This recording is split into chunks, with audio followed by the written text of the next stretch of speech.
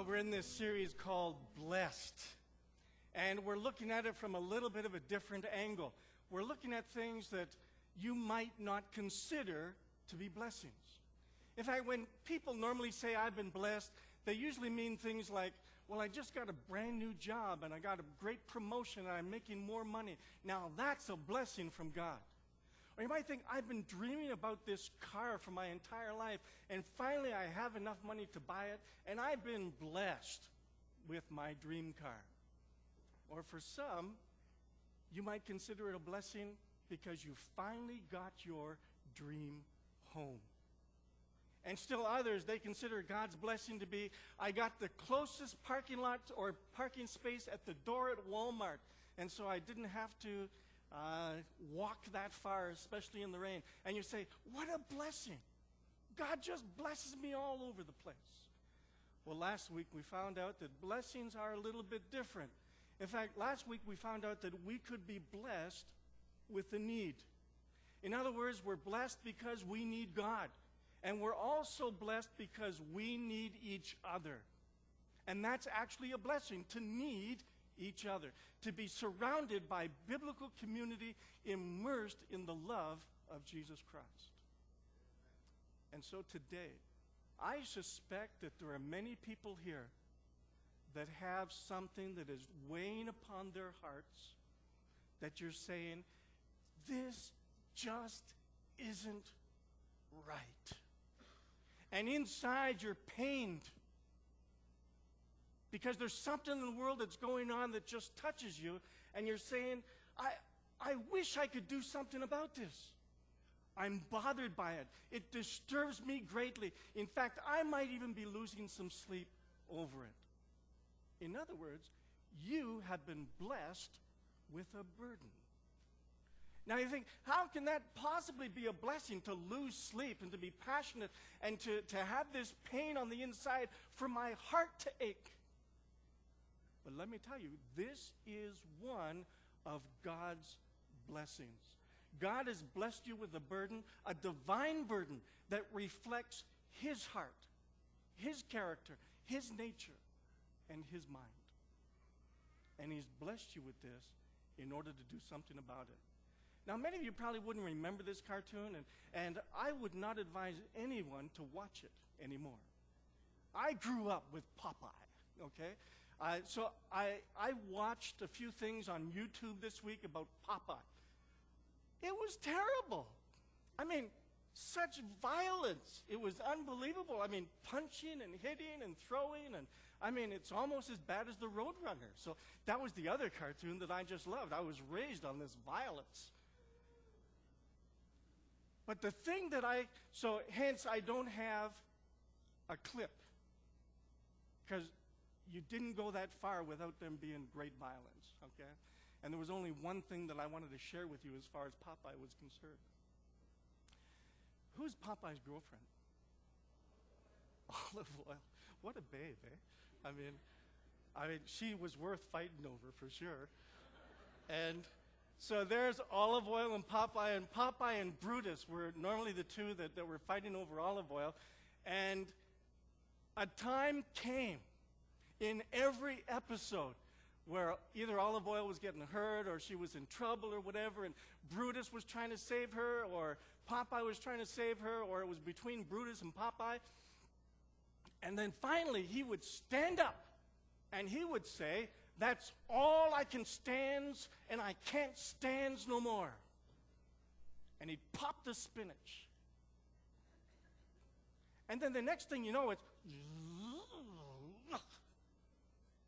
and Popeye becomes this great big, and all it took was one hand. Woof.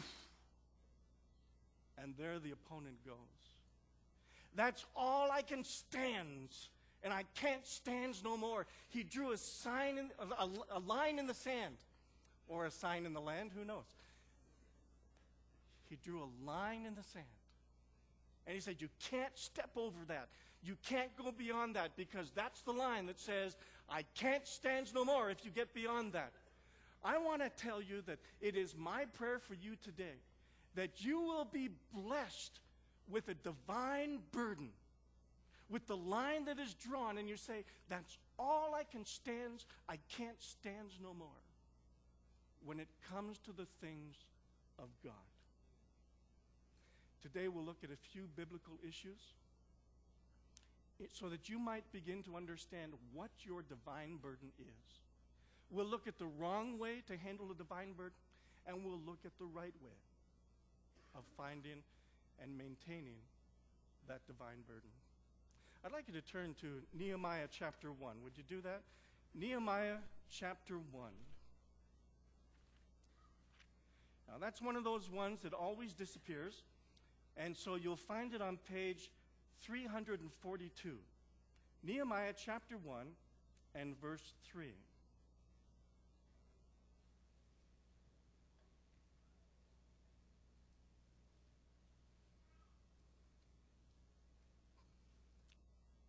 Nehemiah chapter 1 and verse 3.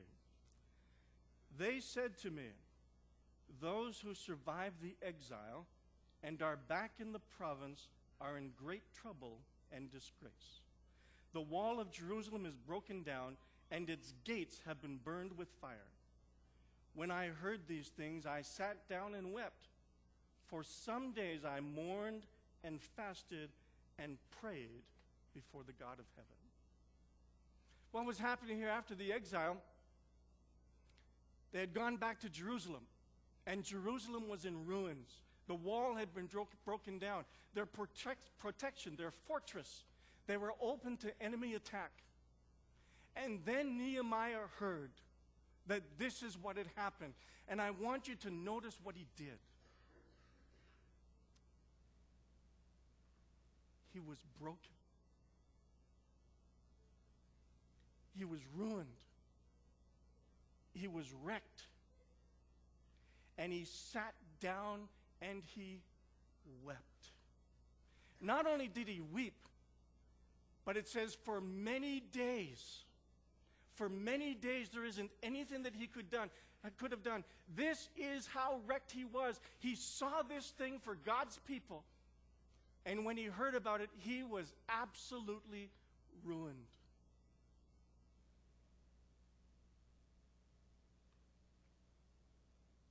So that's the first question. In order to determine what your burden is, that's the first question. What breaks your heart? What is it that goes deep, deep inside of you that you just ultimately become wrecked and you lose sleep over it? I think there are a few people in history that we can look at, that they were absolutely wrecked with what was going on, and they say, God can't be pleased with this. Something has to happen. We've got some difficult days ahead, but it really doesn't matter with me now because I've been to the mountaintop. I don't mind. Like anybody, I would like to live a long life. Longevity has its place. But I'm not concerned about that now. I just want to do God's will.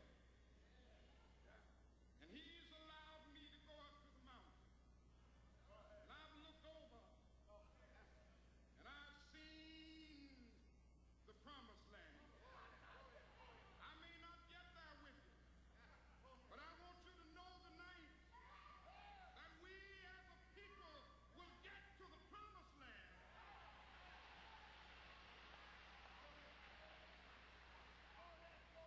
So I'm happy tonight. I'm not worried about anything. I'm not fearing any man. Mine eyes have seen the glory of the coming of the Lord. Here was a man that was totally consumed, passionate, wrecked by what was happening in the United States, especially as it concerned the